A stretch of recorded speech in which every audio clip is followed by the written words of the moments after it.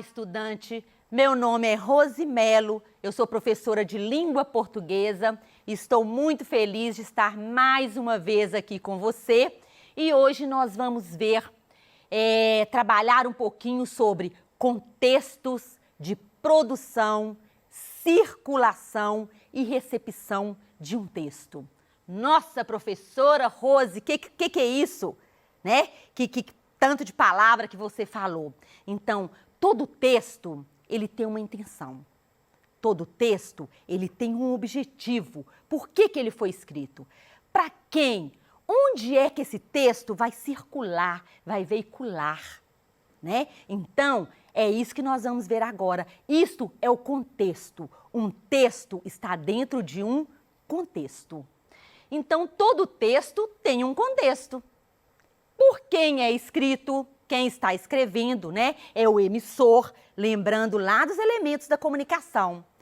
Para quem é escrito, quem é o receptor, quem vai ler aquele texto, qual a intenção, o objetivo? É de informar? Eu preciso persuadir o receptor?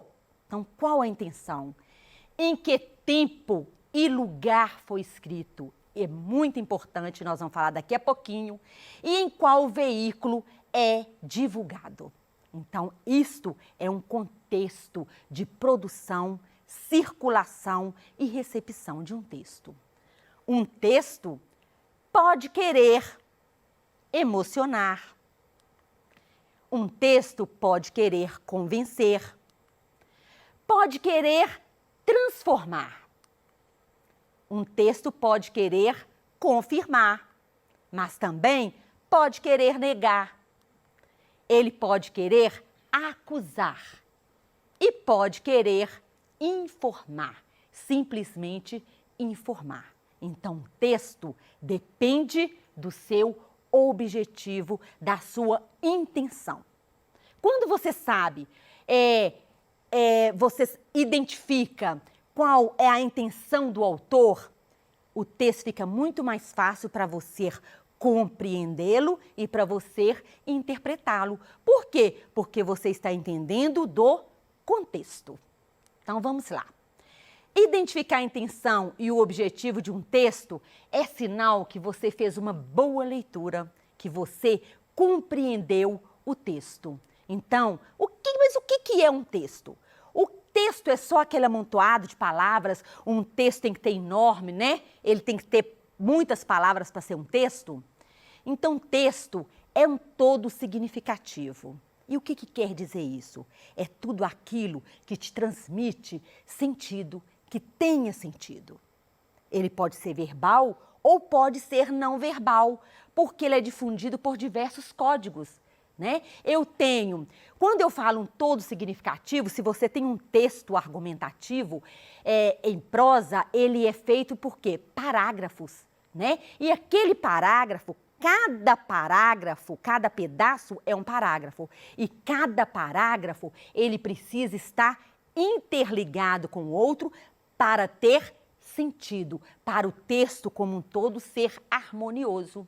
Então, é um todo significativo.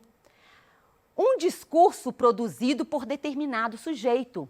Quem escreve um texto, né? Aquele texto está carregado, às vezes, de emoções, de opiniões, de quem está escrevendo.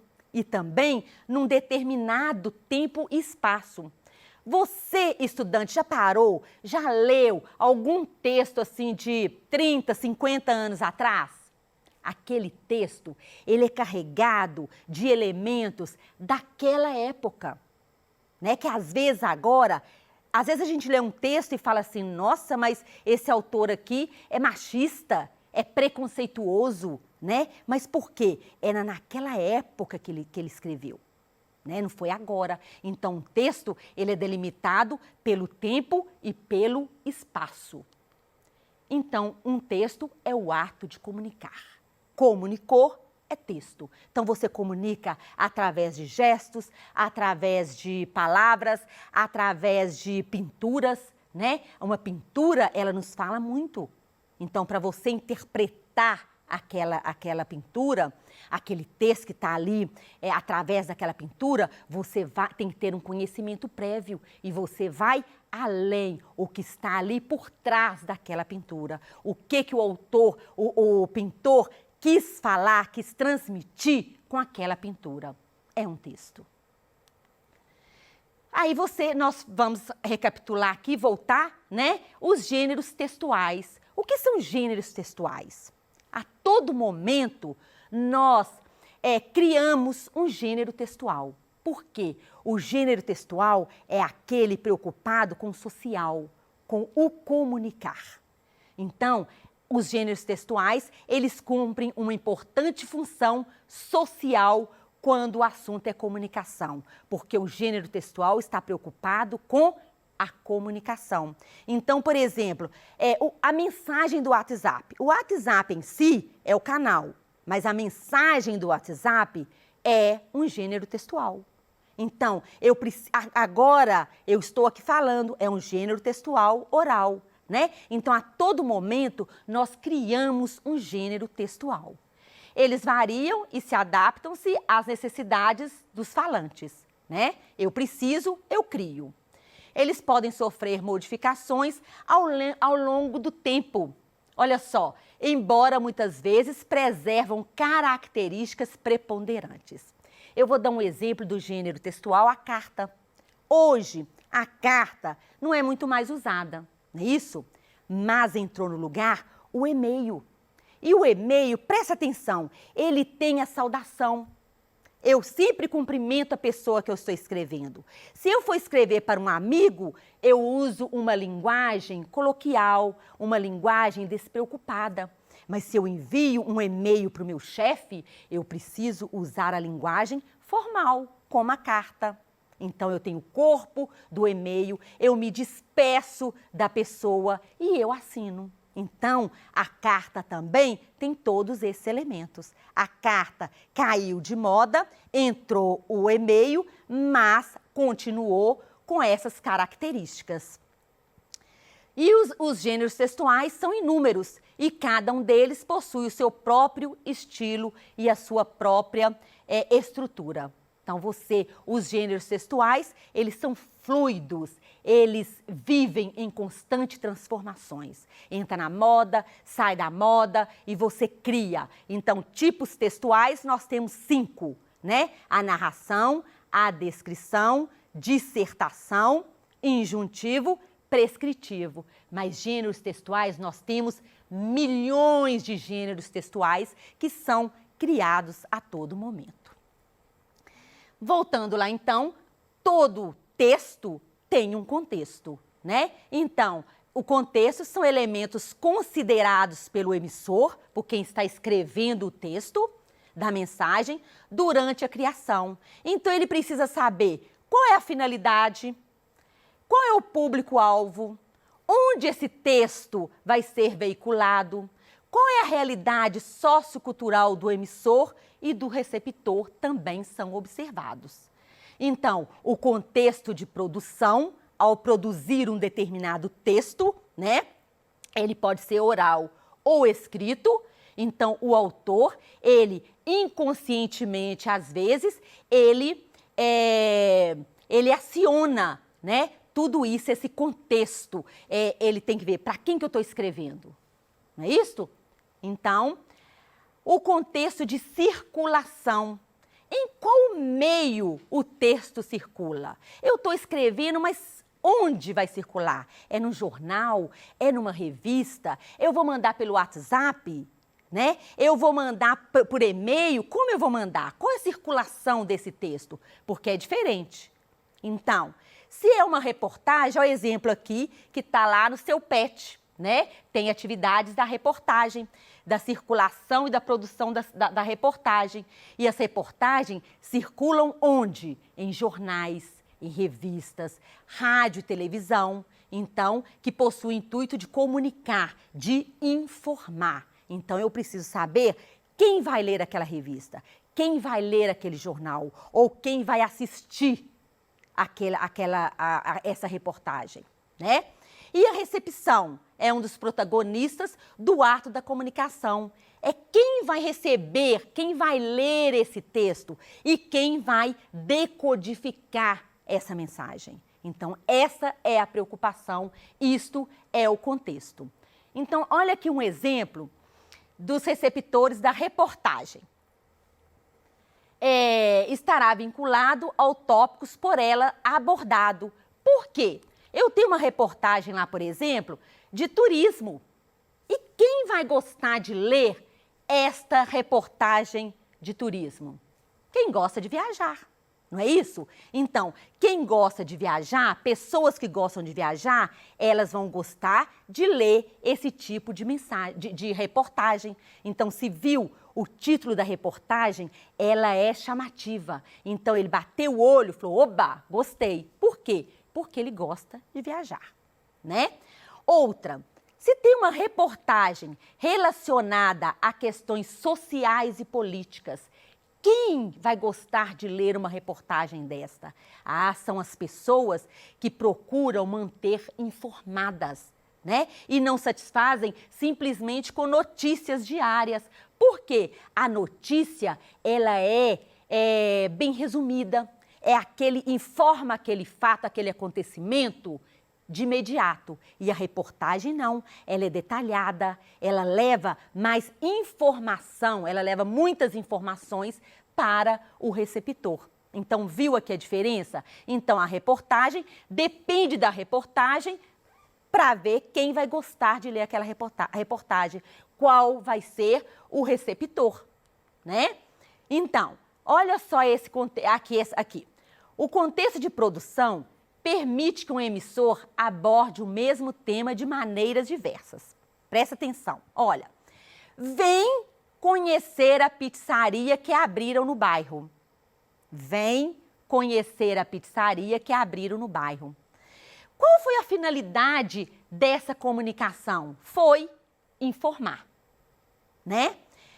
Quem é o público-alvo? Olha só, vem conhecer a pizzaria que abriram no bairro. O público-alvo é uma amiga, né? Por que que uma pessoa amiga? Porque, olha só, coloquei, vem conhecer. Então, eu não estou preocupada, né, com a norma culta. Olha só, o lugar onde o texto será veiculado. Onde será que eu posso veicular um texto desse? No WhatsApp, no SMS, né? Porque ela está, um texto despreocupado, não é isso? E quem é o emissor? Com certeza é um morador da região. E para quem? Quem é o receptor? Também, pela maneira de escrever, pelas palavras usadas, dá para entender que também é um morador da região. Agora, olha a diferença quando eu escrevo assim. Olha, venha conhecer a mais nova pizzaria da região. Viu como mudou? Colocou uma pontuação. Venha conhecer a mais nova pizzaria da região. Vamos ver o contexto? Qual foi a finalidade desta comunicação, da comunicação? Também foi informativa. É uma campanha publicitária, está fazendo marketing, não é isso? É uma propaganda. Venha, está querendo chegar até o receptor. Ele está querendo persuadir o receptor. Qual é o público-alvo? É um público em geral, né? É um público em geral. Venha conhecer a mais nova pizzaria da região. Qual é o lugar que será veiculado? Aí já não é mais no WhatsApp, no celular, né? Aí tá com mais cara de ser no panfleto, porque é uma propaganda, né? É num panfleto, já usou palavras diferentes. E qual é a realidade? Quem é o emissor? Quem está escrevendo? O proprietário da pizzaria, né? Venha conhecer a mais nova pizzaria da região. Então, o emissor será o proprietário. E será que quem é o receptor? Será que é só o amigo ou só a pessoa do bairro? Não, né? Aí pode ser um morador de toda a região. né, que ele vai distribuir em panfletos. Entendeu? Então, viu como muda a maneira de escrever dependendo de quem, onde vai circular e para quem eu estou enviando essa mensagem? Faz muita diferença o contexto, não é isso? Olha aqui para você ver essa análise textual. Pai, vamos brincar? Agora não dá. Tô compartilhando uma foto fofa sua. Olha só que nós temos uma charge aqui, e essa charge, ela está criticando o quê? Olha o contexto. É um filho chamando o pai. O filho chamou o pai para brincar e para ele, para o pai, no momento era mais importante compartilhar uma foto do próprio filho do que brincar com o filho. Então está fazendo uma crítica às redes sociais, né? Ao momento. Então, olha só, qual é o contexto aqui? É um contexto familiar, né? Qual é o contexto de produção? É familiar. É o pai chamando o filho. É um contexto familiar e é um problema, está criticando um problema da atualidade. É o excesso do uso das redes sociais, onde muitas famílias hoje estão vivendo isto, não é? Então, a crítica é essa. O pai prefere compartilhar uma foto daquele filho que está chamando para brincar, do que brincar com o filho, né? Essa é a crítica. Onde circula uma charge? Em jornais e revistas, né? As charges, geralmente, elas circulam em jornais, em revistas, por causa do cunho. Ela sempre tem um cunho político ou um cunho social. Quem é o receptor? Está escrevendo para quem? É um público amplo, né? Então, você não pode falar que é para adolescente, ou para essa idade, ou para mulher, ou para homem, né? É um público muito amplo que interessa pela charge. O que eu tenho ali nessa charge? Qual é a linguagem? Aqui nós temos a linguagem visual, não verbal, e a linguagem verbal. Linguagem verbal são as palavras, linguagem não verbal é a imagem, é o desenho. Então, quando você vai interpretar por exemplo, aqui a charge, você precisa prestar atenção nisso. Olha o menino puxando o pai, né, aqui atrás, isso é que acontece muito, e o pai nem olhou para trás. Isto é importante numa interpretação. Então, ali eu tenho a linguagem verbal e a linguagem não verbal. E é um caráter humorístico, cômico, irônico e satírico. Mas presta atenção, uma charge, quando eu falo que é humor, é irônico, não é irônico para você dar risada, é irônico para te levar a refletir, né? Então, todo texto, você precisa olhar contexto. Então, o que é o contexto de produção? Né? Em que tempo, em que lugar que eu estou escrevendo aquele texto? E para quem eu estou escrevendo o texto? Qual o objetivo? Quem eu quero atingir com aquele texto? Quem vai ser o receptor daquele texto? São perguntas que você tem que fazer, tanto ao escrever um texto, tanto quanto você vai compreender e interpretar um texto. Né? Aqui tem uma outra atividade, né, sobre as características dos gêneros textuais, que eu falei lá no início. Aqui você tem que levar em conta que está levando incorreto. O que é incorreto? Quais as características que estão aqui incorretas nessa atividade, tá? Aqui eu deixei, aqui também tem uma outra charge, né? Vida social sem internet. Então, aqui você vai ver o que lê com atenção, olha a crítica, o contexto, a circulação, para quem foi escrita essa charge, o que ela está querendo, qual o objetivo dessa charge. Então, é isso aí. Né? Espero que você tenha gostado da nossa aula de hoje.